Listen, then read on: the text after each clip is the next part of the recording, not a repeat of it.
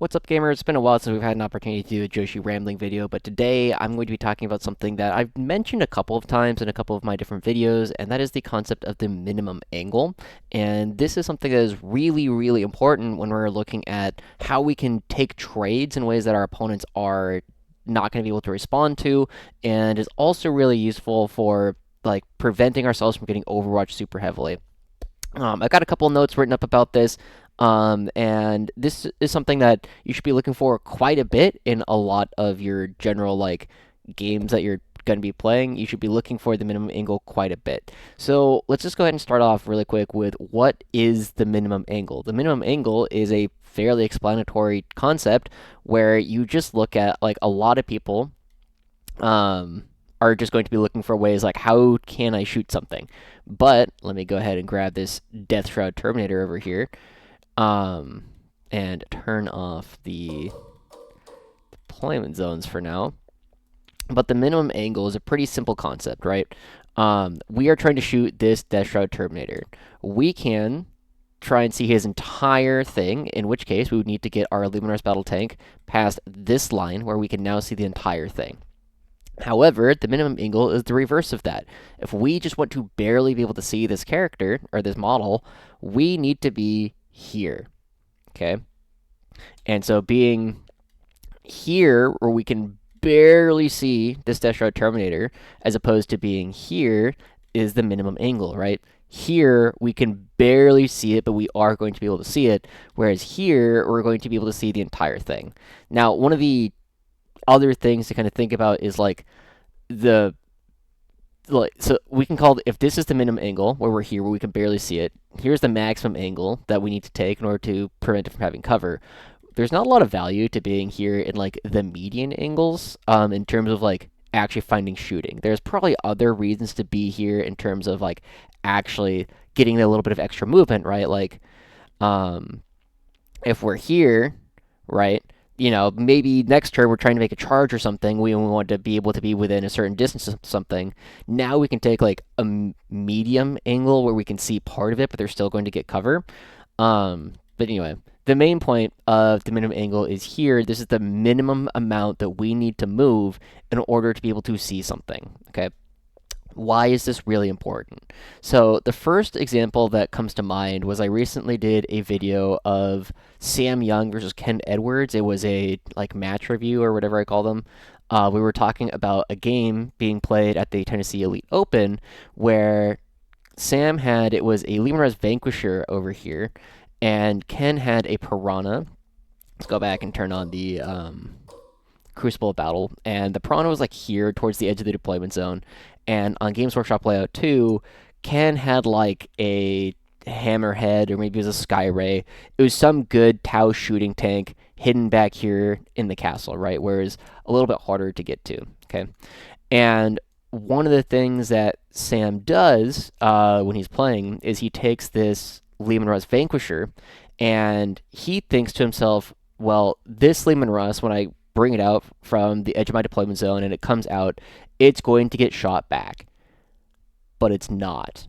Or rather, it doesn't have to. And so the big thing to think about here, this kind of goes back to the concept of pre-measuring, is where exactly this Hammerhead or Skyray was doesn't exactly matter. It was somewhere back in the castle. Let's just say it's like here. Okay. I think Hammerhead's moved 10, and he was in Kalyan, so he doesn't have access to Assault or anything.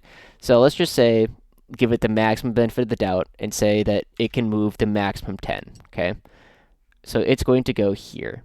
All right, if after it moves, it's 10.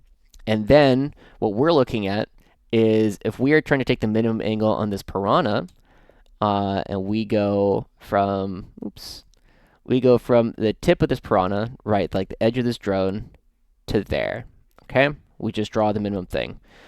The big thing that we have to then think about is, can this Hammerhead get to this angle? And if it's over here, where it moves 10, the answer is no. It's just too far, right? The Hammerhead from here, it's going to be a very small angle between like the two spots here, but the angle does exist, right? And if we go a little bit too far and even take anything more than minimum angle, we're going to get shot back on the next turn. However, we don't have to do that. We can be barely here, right? Where we are barely touching the angle with the, actually, let me change colors of these. Here, get rid of the hammerhead one. We will turn it into blue. Oops. I accidentally erased it. Okay, so we're going to do the piranha with blue, okay? So piranha, take that, okay, and then piranha angle will be blue, and then we'll go back and we'll do the hammerhead angle in red. So going from the very edge of the engine here, and if we come down and take a look, there's a very small angle here where we can see the piranha and not be seen by the hammerhead after it moves, right? Because remember, hammerhead is going to start its move like somewhere in here, right? It doesn't exactly matter where. The point is, if we take a look, 10 inches from the edge of here to there is nearly double, okay?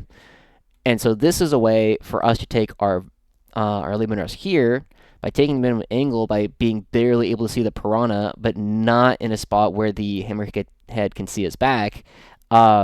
We are going to be able to take a shot without getting shot back. Now, one of the things that you are already probably aware of is we are fundamentally, when we are playing the game in person, we are monkeys measuring things with sticks.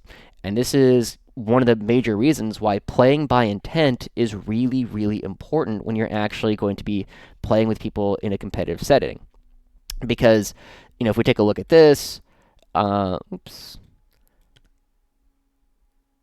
Oh, I think I had this set up to, yeah, let's set that back to 2D. So this is like 0.1, 0.2 inches. That's not really A-level precision that we as humans can have when we're measuring things with sticks and tape measures, okay? So this is one of the really important things when you call out, like, when you're moving your tank in order to see the piranha. This is where, when if I'm communicating with my opponent, I'm going to tell them my intent right now. I'm trying to get this Lehman Russ to be on the minimum angle, the minimum line necessary to see the piranha. And then the reverse of that is we then go back and say, okay, so we know your hammerhead, it moves 10, okay? If it moves 10, right, even if this wall is not in the way, if it moves 10, it cannot get to the same minimum angle, the minimum spot of the drone. That is too far. Me and my opponent, we now agree that this hammerhead is never going to be able to get to the spot where it can see the minimum angle on the piranha. Therefore, an angle must exist where I can shoot the piranha and the hammerhead will not be able to shoot me back. Once we have made that agreement, this angle exists, I am taking that angle. It doesn't really matter exactly where the Lehman Russ is, because we have both agreed the angle exists and I can get to it. We are now moving to a spot where the hammerhead cannot shoot me. And then if the opponent comes over and they're like, actually, I think there is an angle, this is where you tell them to fuck off, and you're going to call a judge because they had just agreed that you were in the angle of cannot be shot back, right? But that's the big thing. So this is a major reason why you might want to take a minimum angle. The challenge here, and like part of the homework to think about for especially some of the newer players, what other times in your games can you think of where you have made this mistake where instead of taking the minimum angle and only shooting and getting shot by the piranha, when have you accidentally taken an extra little bit of angle in order to be in a spot where you end up getting shot back? Okay. That's the first concept of the minimum angle and why it's really important. It allows us to destroy things that our opponent cannot respond to. Okay. The other one that I really want to come up with was, I was having a conversation in my Discord earlier today as I'm recording this, of the concept of disrespecting overwatches. Okay, so here I have a unit of 3 Deathstroke Terminators. I just copied this from Force.org. We'll say the one with the face is the character. Okay, a character in a Deathstroke Terminator unit has 2 super Death Guard Flamer things. I think they're anti-infantry 4 plus, but the point is this guy has 2d6 Flamer shots. Each of these guys have 1d6 Flamer shots by themselves. So as a group, this unit of 3 guys has 4d6 Flamer shots. Okay. Then we have a Lord of Contagion. Look how happy he is, right? Like he's just so excited. The Lord of Contagion does not have a Flamer at all. He does not have a gun. Okay. So a lot of the time, one of the things, like let's imagine that we have a unit of Death Shroud over here on this objective. The reason why isn't really important. Let's just imagine that they're here, okay? Now, as a guard player, you go ahead, you have your Torox full of Kazarkin, okay? And one of the things that I'll oftentimes see players do is they'll take like their Torox here, and then they'll get all the guys out, and I'm not going to be really precise about this, and they'll just like spill out here, okay? They'll come out, and your opponent will declare an overwatch, and this entire unit maybe dies. You know, they might not all die, but you're going to lose a lot of them, okay? There's a better way to do this where we're looking to take a minimum angle, especially if our opponent hasn't been super precise with where all their models are. And the way that we're looking to do this is we're looking for minimum angles. Where are places that we can be that our opponent cannot see, especially with all of their models? So we're going to go ahead and put a couple of angles here. The first one is this is barely being able to see the Lord of Contagion, okay? So that's red. The next one that we're going to do is we're going to do blue, and this is where we can barely see the guy with 2 flamers. What is it? 7? 7. Okay. Then we're going to do another one, and we will do this one in yellow, so hopefully that's kind of helpful for anybody who is colorblind. Boop, boop. And this is the spot where, like, the next guy is going to be able to see, and then, I don't know, I think cyan's probably a good color for people who are colorblind. Sorry if you are, and I'm picking bad colors. Okay. So we're now looking at 4 different spots where we can be in different places based on how much of an overwatch we're willing to take, right? So if we want to take the blue line, if we are past the blue line, we're going to take 4d6 attacks. However, if we are on the yellow line, this is 3d6 attacks. And then if we go to the blue line, this is that's blending in 2d6. But if we're on the red line, here, we're going to take 0d6 attacks in an overwatch, right? So this is where we start getting into spots where can we minimize the overwatch? Can we make it in a spot where our Kazarkin are not going to be taking nearly as much damage on the return? And the answer is absolutely. So depending on exactly where this Torox is, like, I don't know, let's say it's here. Doesn't really matter. If we get out and go 9, we can, or maybe, okay, let's hold on. Let's imagine the Torox starts here, actually. We can very easily set up all of these guys on this red line where they can only see one guy. So, you know, we might take our Kazarkin Sergeant here, and we are moving, so it's like, okay, right up to the edge of the blue line there, and then we can take, like, Melt-A-Gun right up to the edge of the line, Melt-A-Gun right up to the edge of the line, Plasma, same thing, Plasma, same thing, taking, like, the minimum that we can. And then, you know, we might take the sniper rifle guy, and he'll be able to see, and then, you know, maybe we lose a couple of las guns, right? You know, something like this, and then, like, these guys are, like, over here, and, like, they can't see, okay? Maybe this is our tolerance of risk. Maybe we are okay with taking, we don't want to take any overwatch here at all, because maybe we're trying to charge, we're just trying to get guys afterwards. However, what we can also do is we can accept, like, a little bit of an overwatch, right?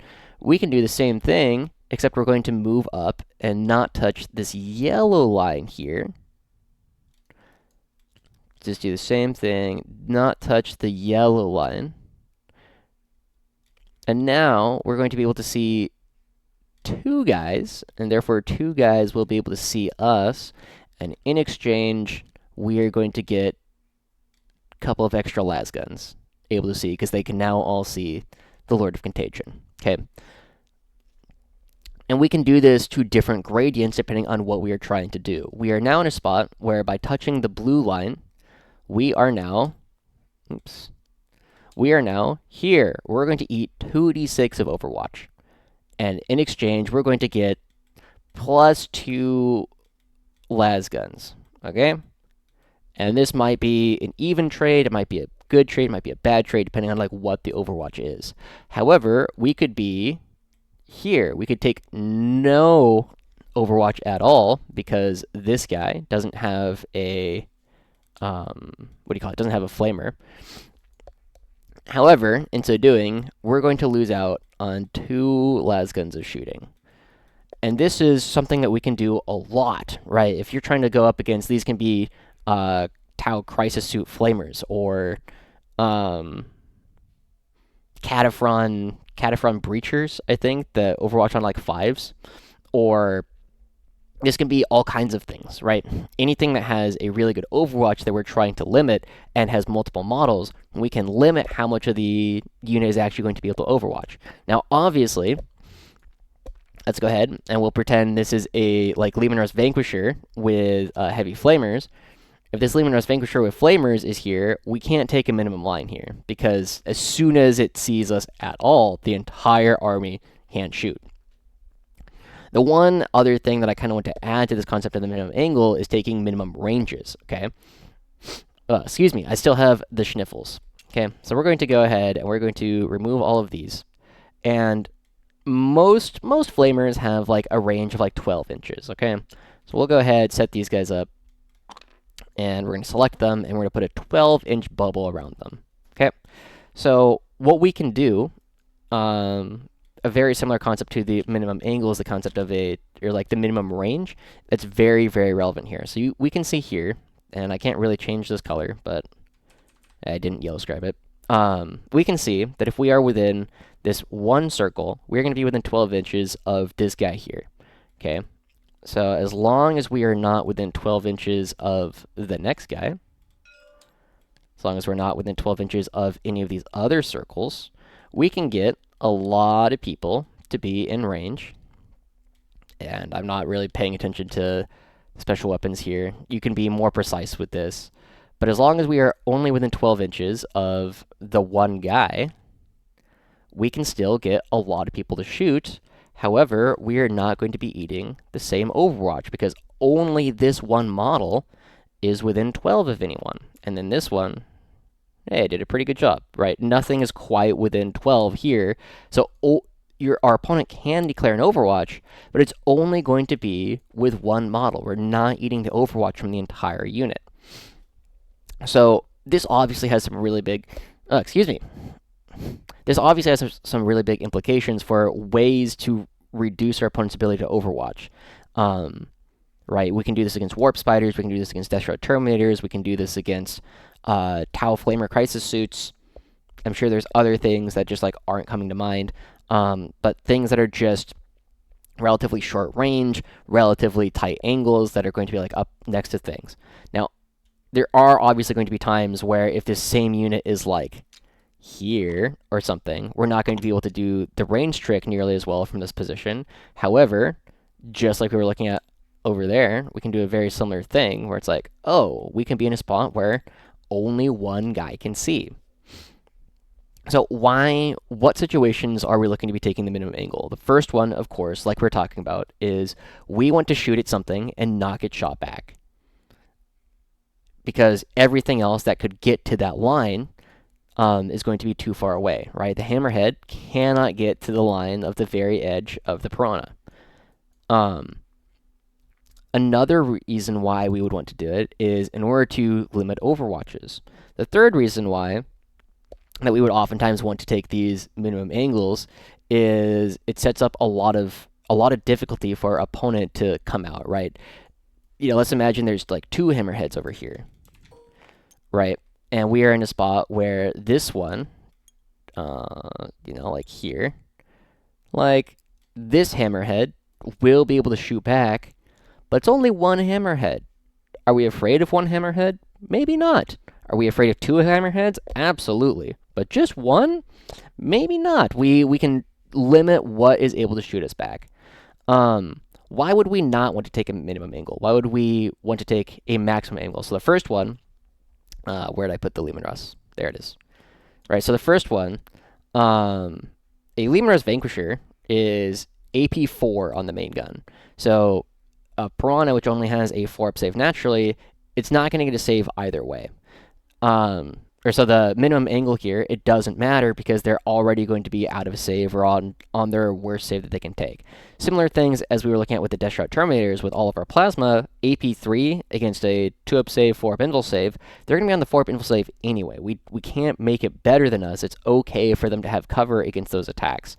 However, maybe we want to take our maximum angle against this Piranha, come all the way out, because it's our only way to put it on a bad save. Like a Lehman Russ battle tank without access to AP buffs, right? If we want to make them take 5-up saves instead of 4-up saves because the 4-up save and cover, maybe that's why we would want to take a maximum angle. But in general, we should be looking for these minimum angles almost every time we're going to be going for any kind of trade, right? Whenever we are trying to take away our opponent's pieces and not lose our own pieces back, we should be looking for minimum angles. Now, it's a very big difference, of course, if we're like trying to take this objective at the same time. It's not possible to take a minimum angle here because we need to be on the objective. But if we don't need to be somewhere in particular on the board because we haven't drawn a secondary or it's really early or we have something else that is also going to be accomplishing that job, we're going to be wanting to take minimum angles. That's about it. This is something I use all the time in my own games. One of the big things, like I had mentioned earlier, is this is something where you and your opponent have to agree on what the intent was.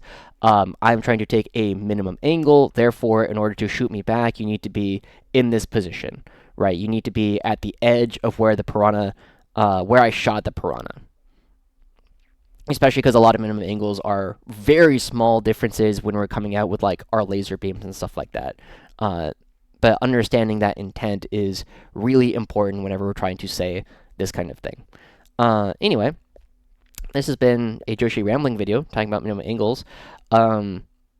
As we're pulling up to the holidays, I do want to say I do have a lot of time coming up. If anybody is still interested in coaching, go ahead and let me know. Send me a message on Discord is probably the best way to get a hold of me for that kind of thing. And if you are trying to get better, if you're trying to improve certain ideas of how you're playing the game, go ahead and hit me up. If I can't help you, I know someone who can. With that in mind, though, thank you guys so much for tuning into this episode of Joushi Rambling, and I'll see you guys all next time. Bye-bye.